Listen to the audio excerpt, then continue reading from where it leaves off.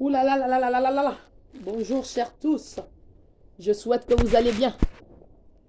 Oh, vraiment, vraiment, vraiment, il fait très chaud.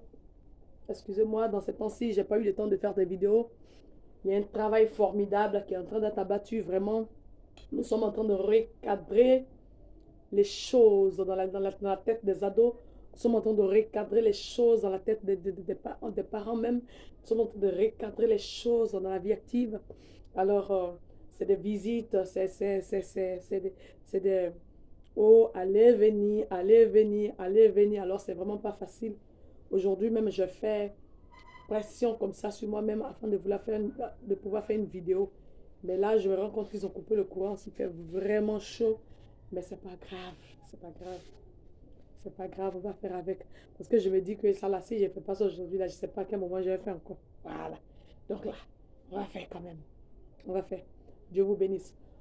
Bon, en fait, ce matin, je veux parler à l'esprit de quelqu'un.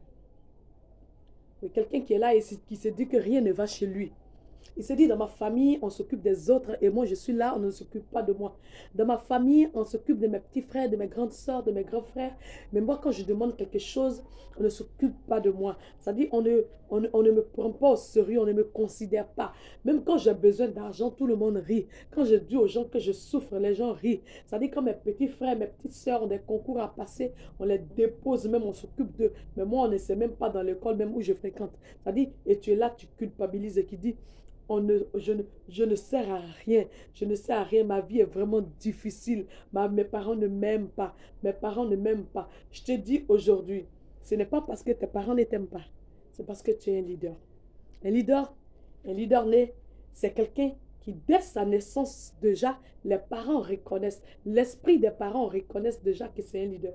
Alors, on ne peut pas s'apitoyer sur la vie d'un leader, on ne peut pas s'apitoyer sur la vie de quelqu'un qu'on sait qui sait tout. C'est-à-dire, toi, tu penses que tu ne sais rien, mais les gens dans leur esprit savent que tu sais tout.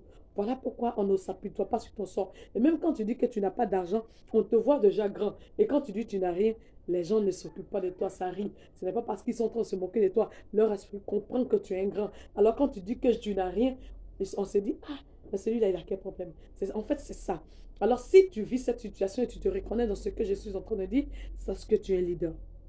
Un leader est celui-là qui a l'impression que sa vie est compliquée. Sa vie est compliquée. Rien ne va dans sa vie. Parce que le leader, lui, sa vie est vraiment compliquée. C'est-à-dire, il a l'impression que, ça dit que tout ne marche pas, tout ne tourne pas en rond. Parce que le leader a une histoire à raconter. Le leader, lorsqu'il raconte sa vie, il y a d'autres vies qui sont changées. Alors, le leader descend au plus profond de l'abîme pour en ressortir, pour devenir grand. Je te raconte l'histoire de Joseph. Joseph est un leader. Et Dieu veut que tu sortes du rayon familial et de partir. Tu vas dans les rues, tu vas commencer à te battre, tu vas croiser des gens qui vont te donner des petits boulots et tu as l'impression que tes frères et sœurs sont bien casés là-bas. Mais toi, tu es dans les rues, tu es sorti du cercle familial et tu es dans les rues, tu te bats et tu te dis, Dieu m'a abandonné. Mais ma vie n'a pas de sens. Ma vie, qu'est-ce que, mais Dieu, est-ce que tu existes? Je te dis la vérité, tu es le Joseph de ta famille. Joseph a été abandonné. Joseph a été vendu par ses frères. Ses propres frères l'ont vendu. Et quand ses frères ont vendu Joseph, qu'est-ce qui s'est passé? Ils ont même dit, oh, ce qu'on a fait là, c'est petit encore. Attends, ce qu'on a fait là, c'est petit encore. On va le sortir de là et on va le vendre. Ils ont vendu Joseph. Il avait d'abord jeté dans le puits. Ils ont dit, non, ça c'est rien. Et on va le vendre. Ils ont vendu Joseph. Et quand ils ont vendu Joseph, Joseph est parti dans un autre pays en tant qu'esclave. Il est allé en Égypte en tant qu'esclave. Et là-bas, Joseph est esclave dans la maison de Potiphar. Mais qu'est-ce qui s'est passé?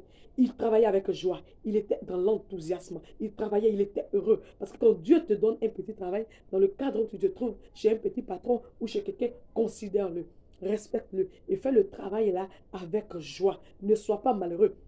Ne dis pas non, c'est parce que on ne me considère pas comme ami là, alors que les autres, on les a placés là-bas. Moi, on m'a dit, il ne faut pas y être sorti du bureau, de rester là, et les autres, ils peuvent sortir et venir. Or, tu peux bien recadrer les choses. Voilà pourquoi je vous parle de recadrer les choses pour être en paix. Parce que si tu recadres les choses, tu diras, c'est parce qu'on a confiance en moi et qu'on veut que je reste au bureau et qu'on n'a pas plus confiance aux autres. On veut que je sois là. C'est pour ça que je suis là. Et là, tu vois que tu es heureux et tu travailles. Voilà pourquoi je vous dis de recadrer les choses dans la vie pour être heureux.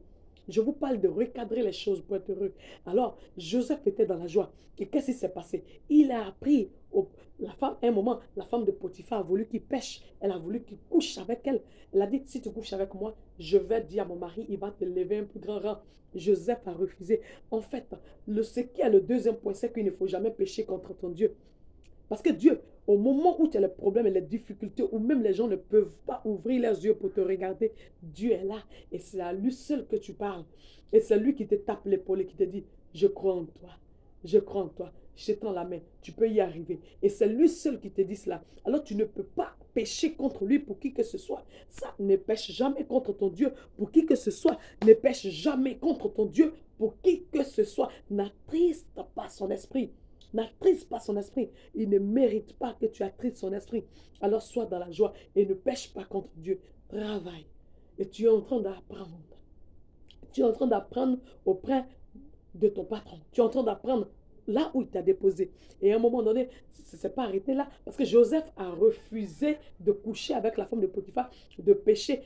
Et elle a décidé de dire, de fausseté à son mari pour que Joseph soit jeté en prison. Si c'était toi, tu vas dire, c'est quel genre de Dieu ça? Il t'a toujours suivi. Il t'a suivi, non? Ou bien, mais j'ai accepté, tu m'as fait esclave. J'ai accepté. Mais là, tu me jeté encore dans prison. C'est quel Dieu ça? Mais les païens sont mieux que nous. Je te dis, frère, ça c'est un blasphème. C'est ce que les chrétiens, ils appellent prière. Mais frère, tu es en train de blasphémer contre ton Dieu. Quand tu dis, les païens même sont mieux que nous. Même toi, homme, si ton fils te dit, papa, toi-même quand tu es des crêché, tu ne donnes pas. Les papas des voisins est mieux que toi. Tu as dit quoi? Tu as jeté ces bagages dehors. Tu as dit, va chez le voisin. Mais pourquoi toi, tu dis ça aisément à Dieu et ça ne te touche même pas? Tu ne sais pas que tu es en train de blasphémer, de dire, non, les pères même sont mieux que nous. Et Joseph n'a pas dit ça. Il a dit, si Dieu a voulu que je sois ici en prison, c'est qu'il sait ce qu'il doit faire. J'ai confiance en mon Père. Je sais que c'est le plan de mon Père. Joseph était dans la joie. Il a fallu que Joseph soit en prison pour qu'il puisse expliquer les rêves de certaines personnes là-bas. Parce que Dieu devait faire passer un rêve dans l'esprit, petit rêve léger, dans l'esprit de Pharaon. Et Pharaon était tourmenté. Dieu devait faire ça pour que Pharaon soit tourmenté. Et Pharaon devait chercher maintenant partout. Et il n'allait pas donner l'explication à qui que ce soit. Parce que les magiciens qui étaient autour de lui ont essayé, ils n'ont pas pu. Parce que quand Dieu te donne un songe, là, quand Dieu te donne un songe, qu'on te donne l'explication de ce songe-là, quand ce n'est pas ça, ton esprit n'accepte pas, ton âme n'accepte pas. Alors, ils ont expliqué le songe de Pharaon. Pharaon n'a pas accepté. Il a dit, non, non, non, non, mon cœur n'est pas convaincu, mon âme n'est pas convaincue. On dit, grand roi, attends, il y a quelqu'un avec lequel on était en prison là-bas.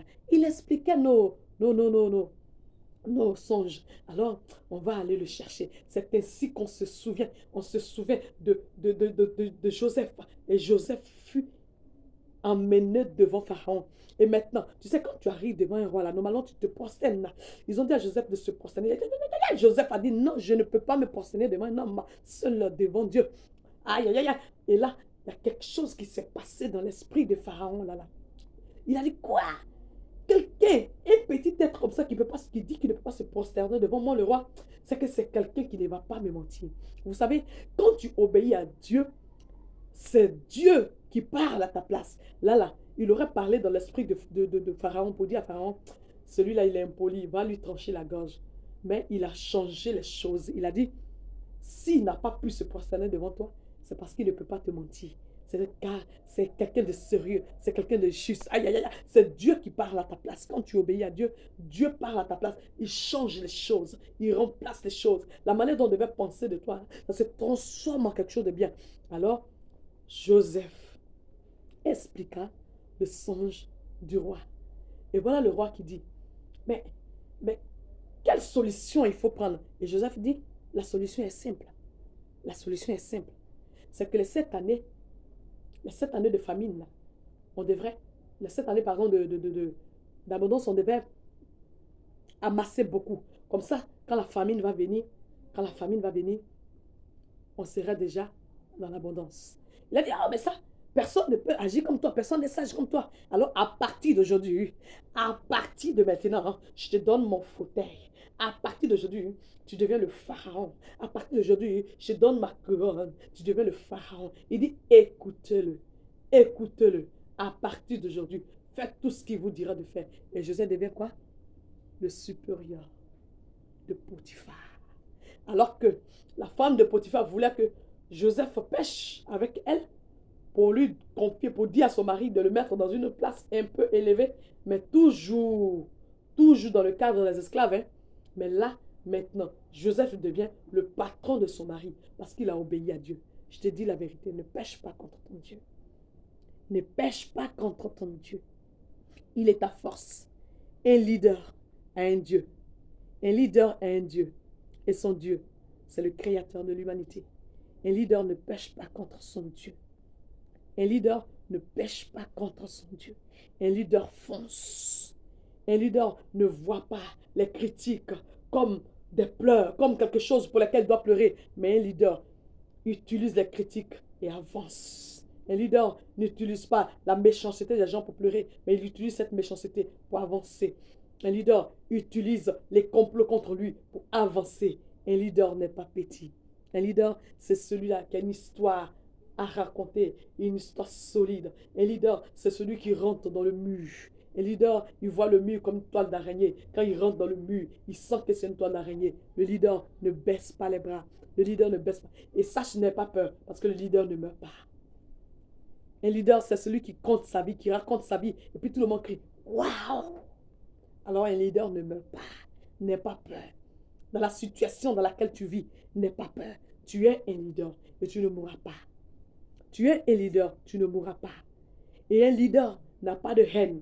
Un leader n'est pas, n'est pas celui-là qui a la haine de son prochain. Un leader, c'est celui qui aime.